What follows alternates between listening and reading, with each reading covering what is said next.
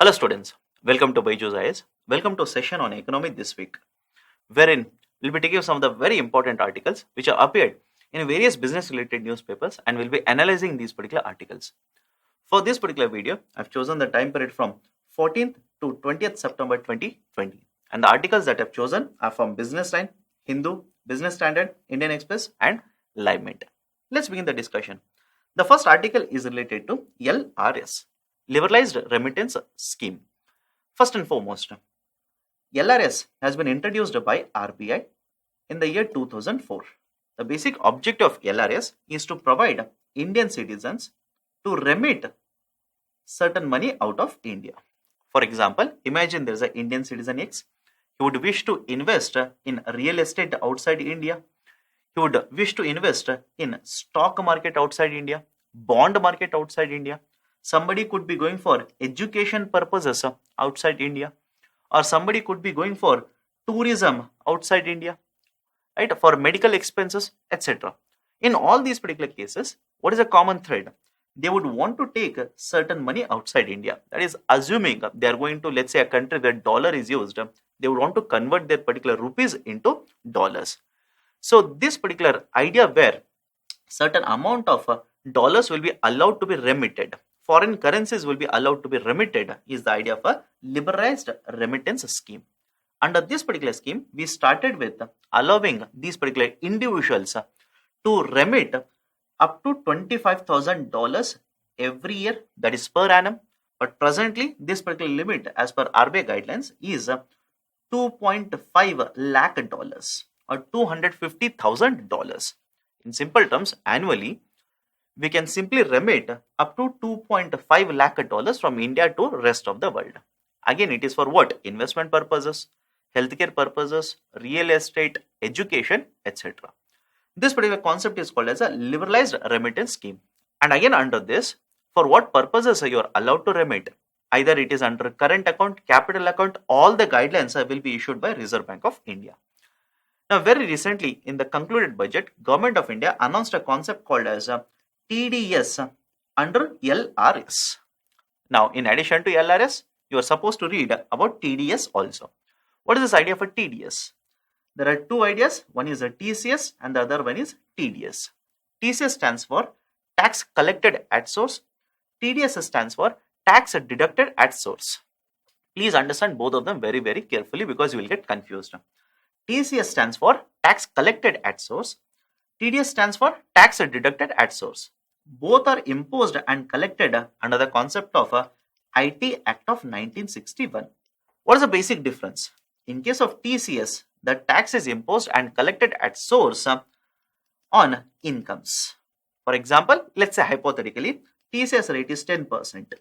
If the income is 100 rupee, then the employer has to withhold 10 rupee out of this and give the remaining 90 rupees to the employee. Is it okay?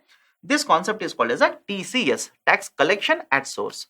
Whereas in case of TDS, it is usually imposed on sales of a certain identified products. I repeat, TDS is imposed on sales of certain identified products or notified transactions by the government. For example, in this particular instance, the Government of India says whenever there is a remittances of more than 7 lakh rupees, this will come under the concept of a TDS. For example, if there is a sales of minerals, timber, etc., usually these are covered under the ambit of a TDS. Wherein, let's say, just a hypothetical example, the actual amount of a transaction is 100 rupees and if the TDS rate is 10%, then in addition to 100 rupees, addition of 10 rupees will be done, 110 rupees will be collected, but this 10 rupees will go to the government. This is the basic idea of a TDS. Is it okay? Now, in addition to this, both under TCS as well as a TDS, you can claim deductions while you are filing your income tax returns. Again, as per the income slab, as per the deductions that are allowed, these can be claimed as a deductions by the person who is paying these particular taxes. These are some of the very important points related to one LRS, second TDS as well as TCS. Now, what has been given in the article? Straightforward information, that is any transaction which is more than 7 lakh rupees now will attract a TDS rate of 5%. Again, these particular transactions under LRS scheme. For example, there is a person who is going for tour outside India, and if total transaction is more than 7 lakh rupees, then obviously the tour operator who is going to provide these particular facilities will have to collect additional 5% there. For example, if X is transferring a certain amount to Y, who is sitting in America for study purposes, healthcare purposes, so on and so forth, if the transaction value is more than 7 lakh rupees, then additional 5% will be collected by the bank which is facilitating, or 5% will be deducted and given to the government. All these are the basic applications of the recent reform which has been introduced by the government under LRS. Now, in addition to this, Government of India has mandated that whenever this particular scheme is being used for remittances, compulsorily you will have to quote a PAN. And if a person doesn't quote the PAN, then the TDS rate will be ballooned or doubled to 10%. So these are some of the very important points which have been announced very recently by the government. As earlier mentioned, it was announced in the budget, was supposed to be implemented. Because of the COVID, the implementation was postponed, and very recently this has come into force. Now, based on this particular discussion, I've given a question here. Consider the following statements regarding LRS. Only up to 2.5 lakh rupees can be remitted under this. Underline the concept of a rupee here. We already mentioned it is in terms of dollars. Up to 2.5 or $250,000 can be remitted under LRS. So first statement is wrong. Remittances can be for medical treatment, gifts, maintenance, investments, education. This particular statement is true. So the right option will be option B, only 2 is true. Next question. Consider the following statements regarding LRS. TCS and TDS are applicable on the incomes of the taxpayers. Statement is wrong. TCS is more appropriately imposed on incomes. TDS on sales transactions or identified transaction of the government. Second, TCS is imposed under Income Tax Act of 1961. Part is correct. TDS are as per the provisions of GST Act. The statement is wrong. Again, I am saying TDS as well as TCS both are imposed and collected under the Act of 1961. But this particular statement says TDS is under GST Act. Hence, it is wrong. So both the statements are false. Right option will be option D. Both are false. Next, certain concepts related to sugar sector. Recent times there has been a lot of discussion related to delayed payments to the sugarcane farmers. Let's have a look at it. First and foremost, understand this. Under the sugarcane, there's a concept of FRP. Basically, Government of India, that is a Cabinet Committee on Economic Affairs, announces a minimum support price for 23 crops. One such crop is sugarcane. And on sugarcane, Government of India or CCEA announces FRP, fair and remunerative price. What is this FRP? Basically, when sugarcane is sold to mill owner, the mill owner has to pay this particular guaranteed price which is called as FRP. I repeat, when the sugarcane is sold by the farmer to the mill owner has to make a payment. This particular payment is a FRP, fair and remunerative price. The next point, what will happen after this? The mill owner will generate or produce sugar. In addition to this, there will be many other products which will be manufactured or produced, and the mill owner will sell them, generate revenue. Now here comes the point.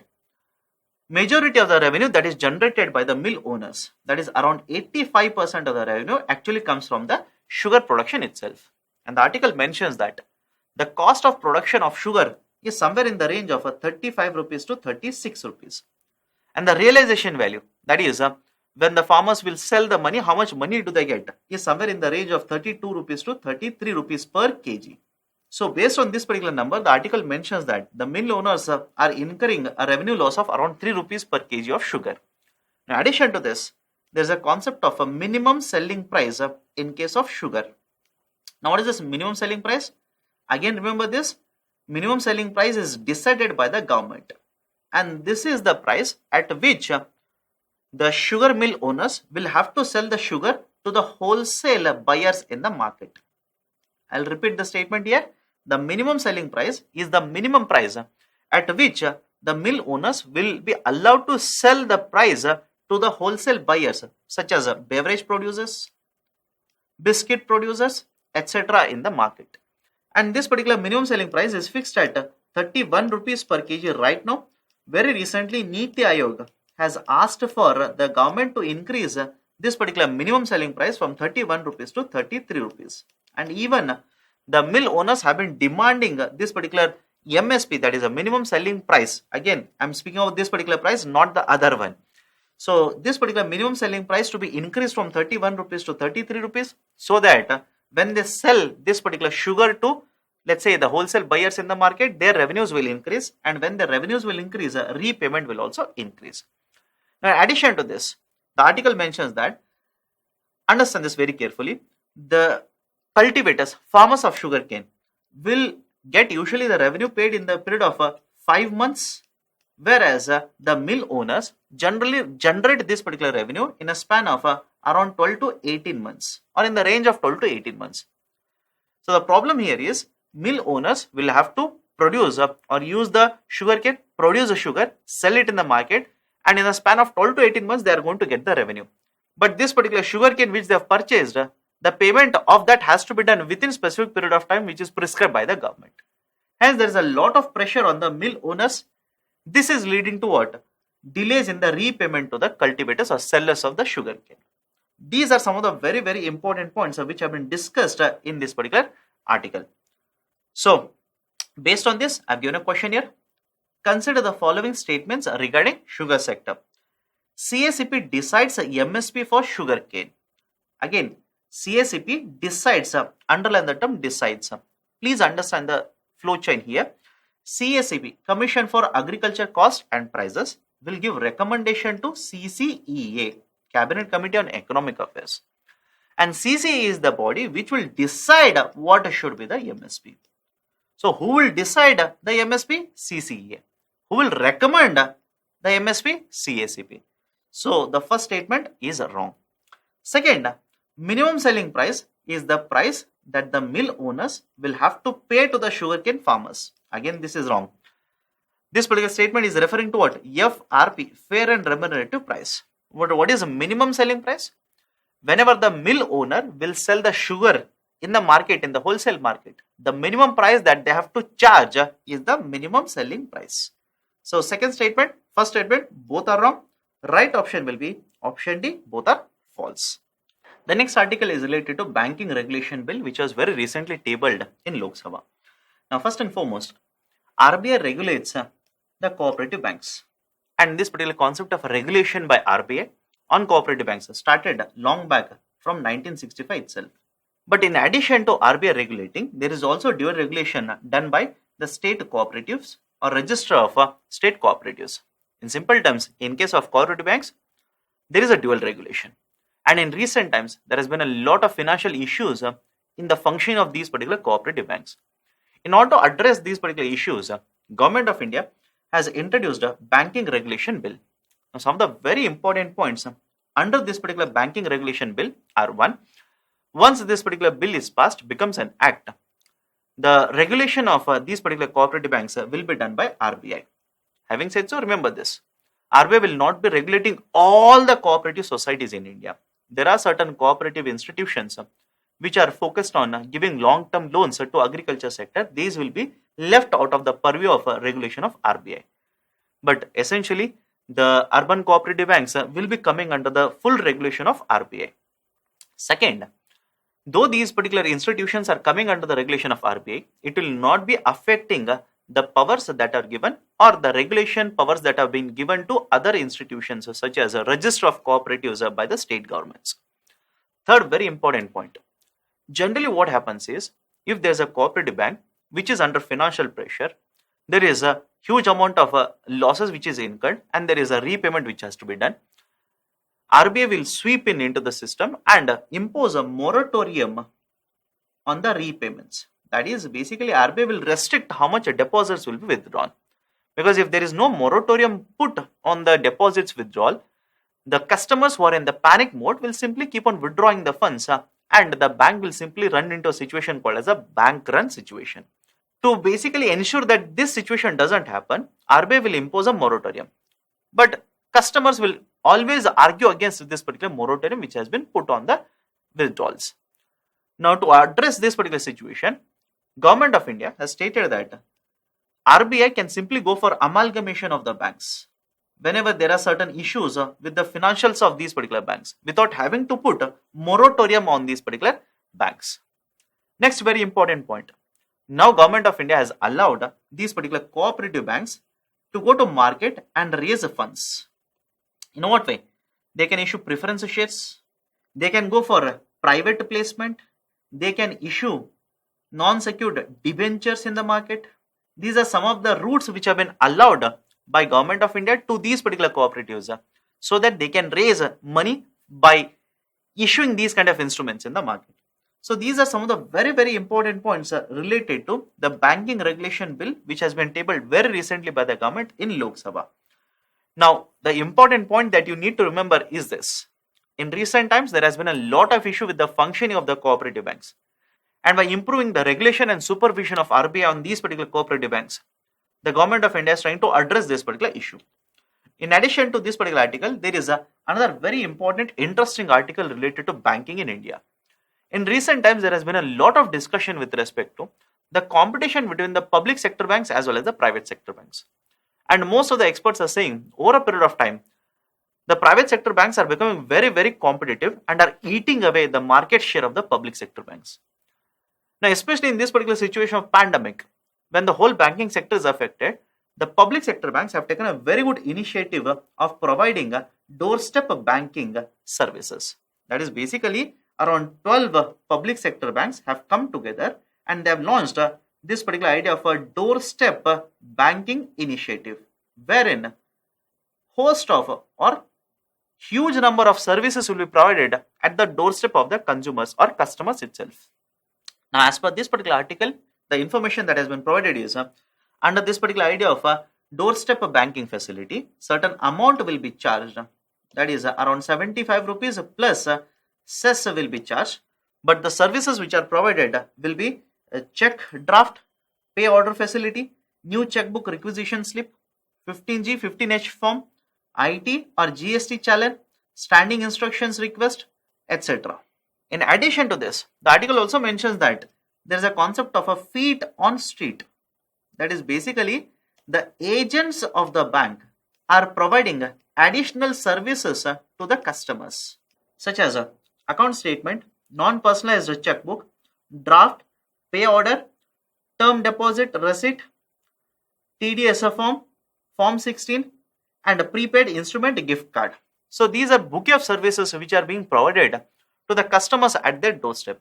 And as already mentioned, 12 PSBs have come together. They formed a PSB alliance, and these are the 12 banks which are providing these particular services.